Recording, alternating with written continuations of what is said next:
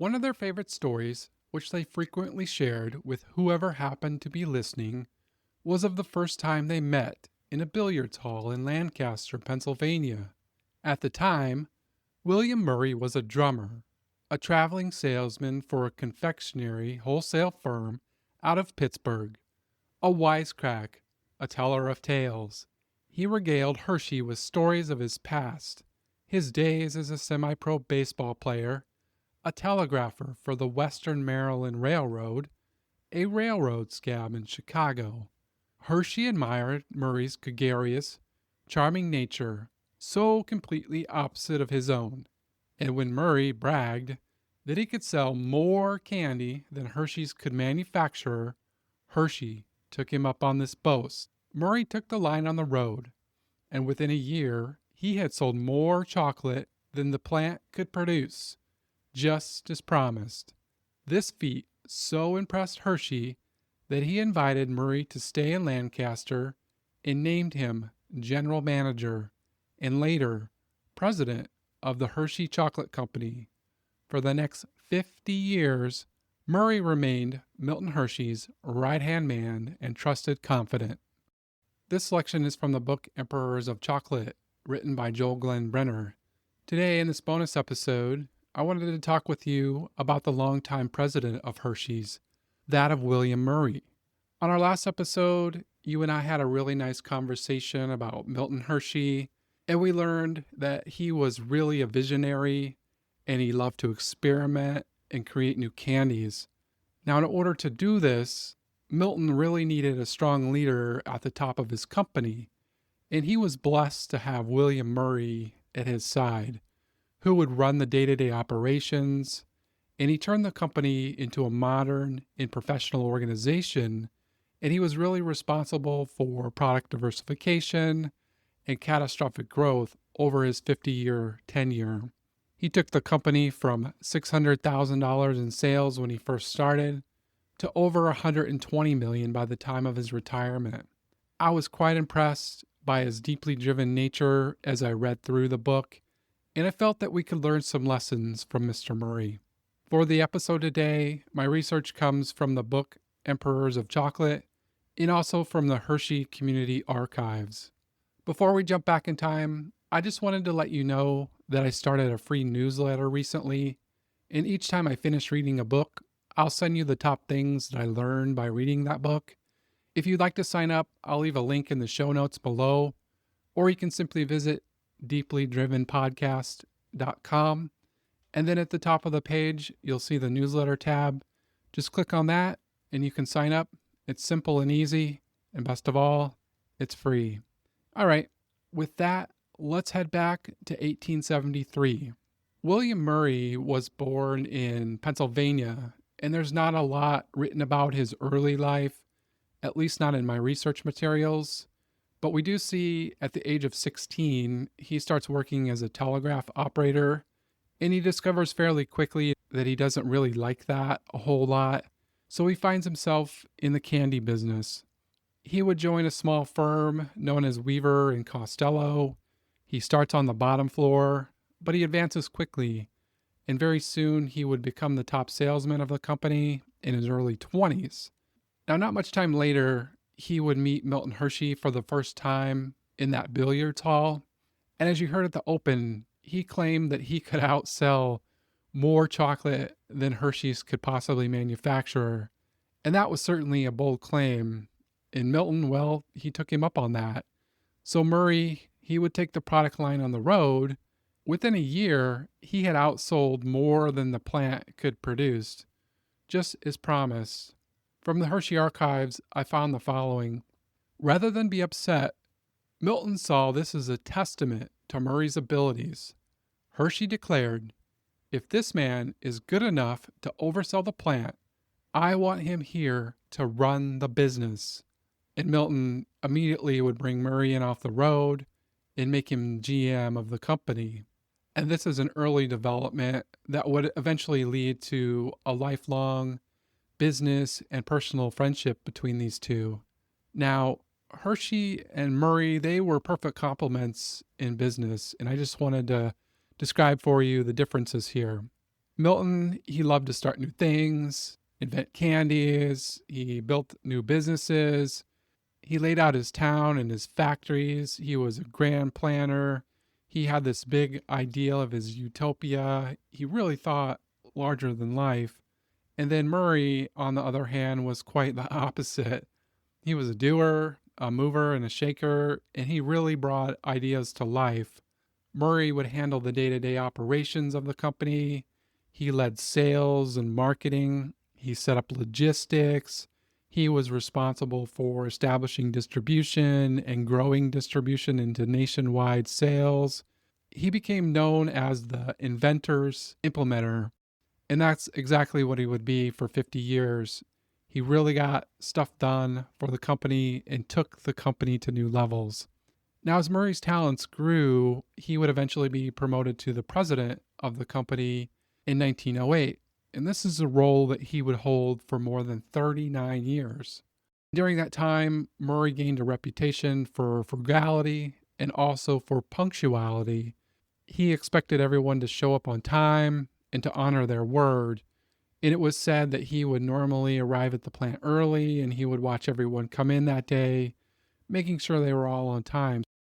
In addition, according to the Hershey archives, Murray kept costs under tight control and was known as a tight man with a dollar. And right here, this is a valuable lesson that you and I can learn, that in business, we must pay attention to all of our expenses. And we're going to have times where things are good and money's flowing, and we feel like we don't really need to watch our costs because we have an excess right now. But this is when we should pay the most attention, not to squander our excess cash. Because in business, there's also going to be those lean times. And it's during these times that extra cash can carry us through the storm.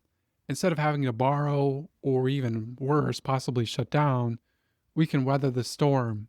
And this reminds me of what we spoke about on episode 1, where Henry Ford was facing some mounting debt repayments for loans that he took out to buy out his minority shareholders. And what he did is he tightened the belt in the plant. Basically, he eliminated anything that didn't involve the production of cars. He consolidated his workforce and he cut costs dramatically. He ended up paying off something like $58 million of debt in only a matter of a couple of months, I believe it was. And he didn't have to go to the bank to borrow money to cover those difficult times. Ford was extremely focused. He was focused very deeply, and he controlled his costs so that he could take care of his business needs. And this is the same focus that Murray had. And this really helped Hershey's several times, especially during the Depression and then also during World War II. So focus on your expenses, my friend. Don't take your eye off your finances, especially during prosperous times. That's super critical for us, and that is a super valuable lesson. Along with controlling costs, one of Murray's main accomplishments could be seen through his business expansion and his product innovations. And I just wanted to highlight some of the things that he was responsible for. These are really the big ticket items. And I think there's some valuable lessons in here for us in terms of product development. At the top was the Hershey's Milk Chocolate Bar. Murray helped to scale the production of the chocolate bar and establish a nationwide distribution system. This made the chocolate bar mainstream in the American public, and it was also the foundation for the company in their long-term success. Now, about 8 years later, they would launch the Hershey's Milk Chocolate with almonds. So pretty simple. They just added almonds, but it proved to them that they could enhance the product line by adding ingredients to it, and this kept the product fresh, and it was extremely popular and kept the customers engaged and kept them consuming their products.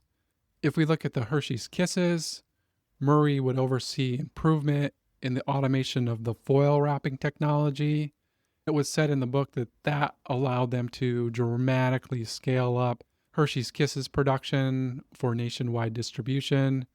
So not only is he developing distribution for his candy bars, but everything else that would go along with it.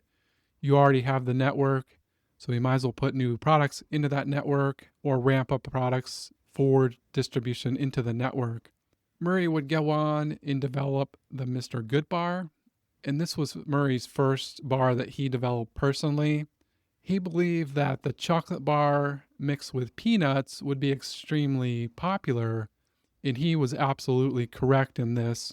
The Mr. Good bar would become the second flagship bar for Hershey's, and it really did well all over the United States and brought in additional revenue for the company. And then from this, Murrie would focus on product diversification. This would come through Hershey's syrup that was introduced in 1920, and this would be used in drinks and on dessert toppings. This really brought the Hershey's brand into people's homes and into their cupboards as they would use it for cooking and beverages. And then he would develop Hershey's chocolate chips. These were launched around 1928, and they were obviously used for baking, and it allowed him to capitalize on the home baking trend at the time. And it also got him into those commercial bakeries, and it really helped to broaden their market share. It was this diversified strategy that really helped Hershey's become a leader in the United States candy industry. And right here, these product developments, I think these are important lessons for you and I, in that in our businesses, we should keep a close eye on what our market is asking for. Murrie knew that peanuts were extremely popular with the American public, and he could obviously see chocolate sales increasing rapidly. So he was able to combine these two ingredients and come up with the Mr. Good bar. So my friend, keep an open mind with your products and your services. Listen to your customers and to the market, and let that be the driving force towards the development of new products or a means to enhance existing ones. Now from this, Murrie would also work on developing wholesale distribution channels. He had developed a good working relationship with a small candy company located in Chicago by the name of Mars. Frank Mars, who was the founder, would gain the trust of Murrie, and I wanted to read for you how the relationship started and how it grew. When Frank Mars was struggling in Minneapolis, it was Hershey, or more specifically, William Murrie, who helped him out. The cider Murrie met Frank when he was trying to secure a steady flow of supply for the Milky Way. He thought Frank's product might make it big, so when no other chocolate supplier would extend Mars credit, Murrie gave him an account. As Frank's company grew and became more successful, so did the relationship between Mars and Hershey. In 1921, Hershey recorded sales of just 8.3 million pounds of coating. By 1938, coating sales reached 8.4 million pounds a month, thanks in large part to Mars. William Murrie saw Frank Mars not as a threat, but as one of his best customers. At the height of their relationship, coating sales accounted for 1/4 of Hershey's total chocolate output and 20% of Hershey's total sales, or about $7.5 million per year. Every week, as many as 10 boxcars loaded with 10-pound blocks of solid chocolate left the Hershey railway station headed for Mars, Chicago. That is certainly a significant amount of business and chocolate, holy smokes. And it was thanks to Murrie that he was able to expand and develop this distribution division with what he saw was a very important customer. He didn't see them as a competitor, but he saw them as a customer, and a good one at that. And as we'll see in the next episode, when we focus on the Mars family, all that would soon change in the future. If we jump forward a little bit here, we find us at the point of World War II. In 1942, Congress had threatened to shut down the candy industry as non-essential. But Murrie, he's going to turn that around. He's not going to allow him to shut Hershey's down. Through his creativity and his strong leadership, he would find a silver lining to make it through. And in addition, he would be of a great service to the war efforts. And I just wanted to read you the following. Hershey successfully fought off attempts to ration the much-needed supplies like sugar, corn syrup, and cocoa beans, pitching chocolate as a vital source of nutrition for the nation's troops. Candy production continued uninterrupted throughout the war, with more than 70% going into soldiers' rations. The chief supplier, of course, was Hershey, with its Ration D, Ration K, and tins of cocoa. By war's end, Hershey had produced more than 1 billion candy bars for U.S. soldiers. And this adaptability by Murrie was super critical. And this is another lesson that we can learn from Murrie for you and I, that during difficult times, we must remain adaptable. When we can adjust effectively to change, it allows us to be more resilient, more relevant, and more competitive in the marketplace. And right here, it could have been easy for the Hershey company just to sit back and say, okay, I guess we're closed down because we're considered non-essential. But Murrie would push through this, and he looked for a way to keep the company going during the war, and he provided nutrition to the troops at the same time. Now, adaptability is key. Stay flexible, my friend, and open to learning new things and working to solve problems under pressure. This is what sets us apart in business. Now, it's ironic. At this time, another great creation would also develop. In August of 1939, Forrest Mars Sr. would show up at Murrie's office in Hershey, Pennsylvania. Forrest was the son of Frank Mars, who was the founder of Mars. And as just a brief backstory, Forrest had joined his father's business, but was basically forced out in a bitter dispute in 1932. Forrest wanted to pursue aggressive growth, and his father really wanted to take a more methodical, slower approach. Forrest would eventually move to Europe and start his own candy company, becoming like the third or fourth largest candy company in Europe within just like a 5 or 6 year time frame. And as the war started, the British government wanted to impose a super heavy tax on foreign-owned businesses, which Forrest just flatly refused to pay. So he would turn his operations over to one of his most trusted managers in Britain, and he would head back to the United States. But he brought something special with him, and I'm sure you'll know exactly what it is after I read the following and how he discovered it. The original idea, he said, came from the battlefields of Spain. While traveling through the country during the Spanish Civil War, Forrest saw soldiers eating chocolate lentils covered with sugary candy. Protected by the shell, the chocolate withstood the heat. And I think the author should have just added right here, melts in your mouth, not in your hand. But that creative marketing slogan would certainly come later after the product has been developed. Like Milton Hershey, Forrest was a keen observer of others in his industry, and he also studies other industries outside of his so that he can understand the learnings and how those could be applied to help bolster his operations. And this also aligns with what we've talked about in the past with Sam Walton and how he studied his competitors and he would implement the best ideas that he found in his business to help it grow, which is an incredibly valuable lesson for us as well in our businesses. Now, if we flash back to Murrie's office, after talking for some time, Forrest would pull out his hard-coated candies and present them to Murrie, who would taste one and was immediately delighted. And when I read the following selection from the book, it makes me feel like I was almost in the room during that meeting. Forrest pulled a handkerchief out of his pocket and laid it on Murrie's desk. Take a look. Murrie saw a dozen brightly colored candies, violet, orange, yellow, red, each about the size of a fat nickel. They're chocolates, Forrest declared. I've had them in my pocket ever since I left New York. Try one. Murrie was impressed. A Hershey bar never would have withstood the train trip, not on a hot day like today. But Forrest candies didn't seem to be affected by the heat. Murrie bit one open and examined the chocolate inside, the thick, sugary shell. This is brilliant, he said, smiling. Absolutely brilliant. And almost immediately, they would strike up a deal to start production. Mars would put up 80% and Hershey would put up the other 20%. Murrie would go and tap his son Bruce to be partners with Forrest, as Murrie had been grooming his son for quite some time to enter the candy business. And Forrest promised to treat Bruce like family and make sure he was involved in every step of the business.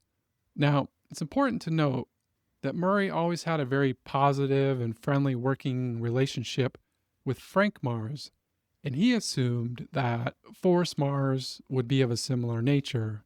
Now, to close the deal, Forrest would say, "We'll call them M&Ms for Mars and Murrie. What do you think about that?" Done.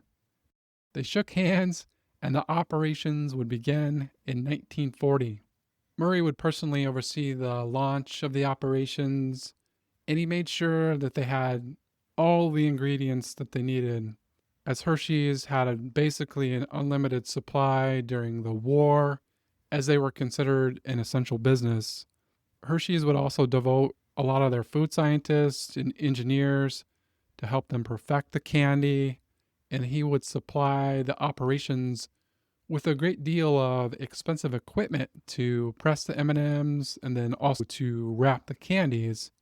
Now in the end, Forrest would treat Bruce Murrie really bad, and he would eventually leave the operation, selling his stake to Mars for $1 million.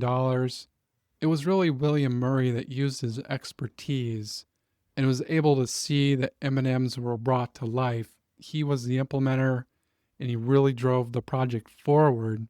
And he trusted that Forrest would act on his word, and he saw Mars as a customer at the same time that would help him to expand his business through increased wholesale chocolate sales.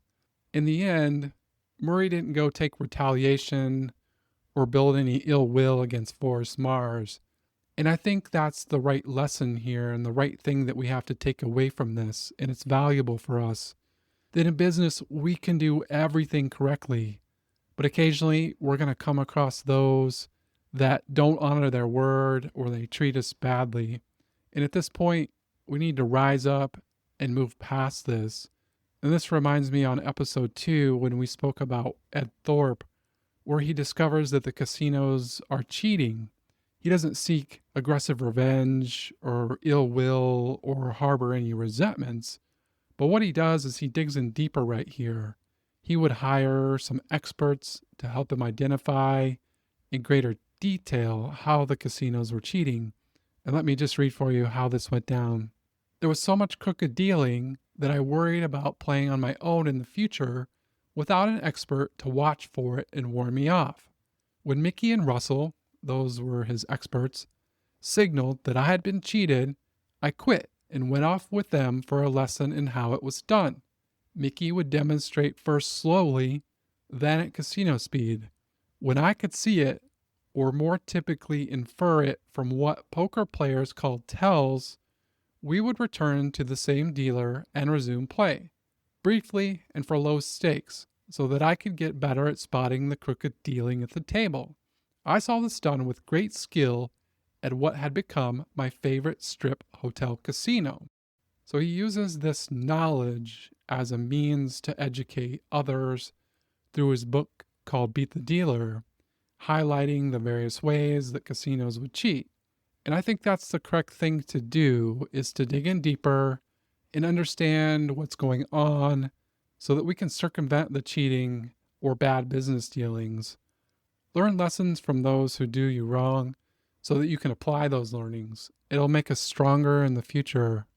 But on the upside here for Murrie, he would have half of his namesake on the M&M, and these would go on to become one of the most popular candies in the world. I plan to cover M&Ms and how Forrest Mars Sr. grew the brand in the next episode when I talk about the Mars family, and I hope that you can join me in that discussion.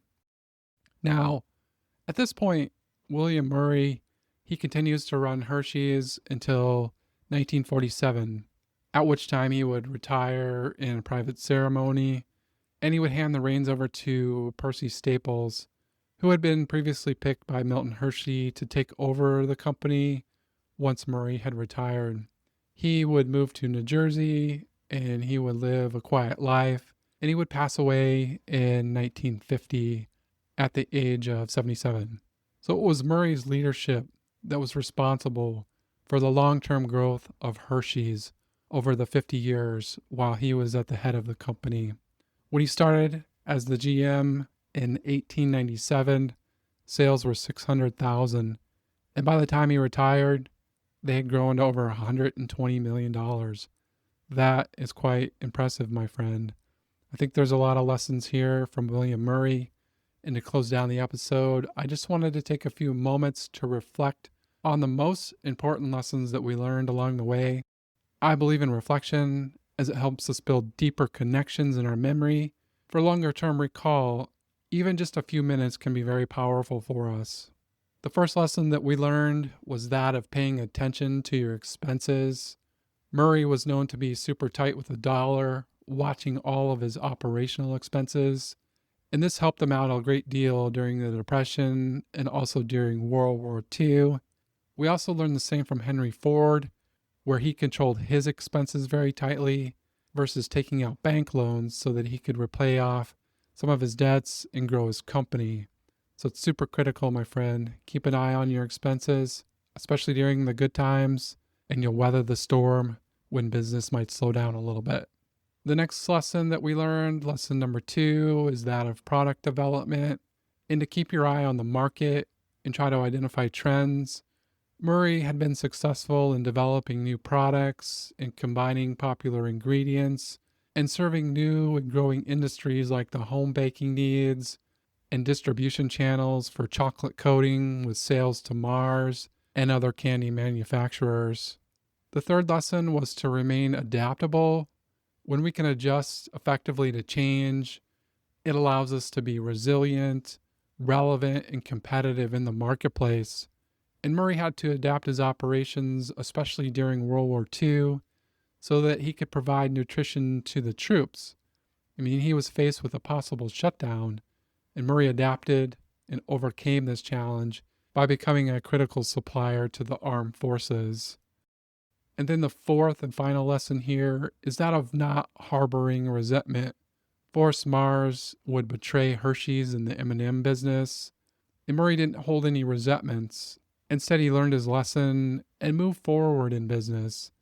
In another example that we looked at with Ed Thorpe, when he detected card cheating in the casinos, he dug in deeper, hired experts to train him on how it was done so that he could learn and educate others.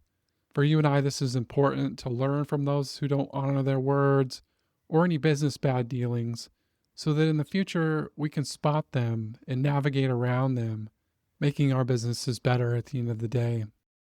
Those were my 4 top lessons from this bonus episode on William Murrie. I hope you liked the episode.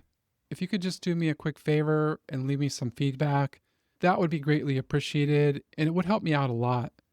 I really enjoy making these podcasts for you, and I hope to be able to keep making them, and I'm really focused on making them better as well at the same time. Thanks for taking the time to listen. That really means a lot to me, and I hope you learned a few things along the way. Until next time, make it a beautiful day in the neighborhood, my friend.